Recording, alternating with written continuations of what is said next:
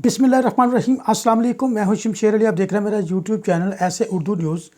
आज की जो खबर है, टेनिस स्टार सानिया मिर्ज़ा और उनके शोहर क्रिकेटर शुएब मलिक ने ऐलान किया है कि वो पाकिस्तान के OTT प्लेटफार्म उर्दू फ्लैक्स पर जल्द ही एक talk show the Mirza Malik show की मेज़बानी करेंगे।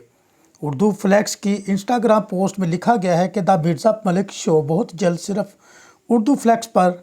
सानिया मिर्ज़ा ने इंस्टाग्राम पर अपने बेटे के साथ तस्वीर शेयर करते हुए लिखा था कि एक काम करने वाली मां के तौर पर सबसे मुश्किल चीज़ों में से एक अपने बच्चे से दूर रहना है।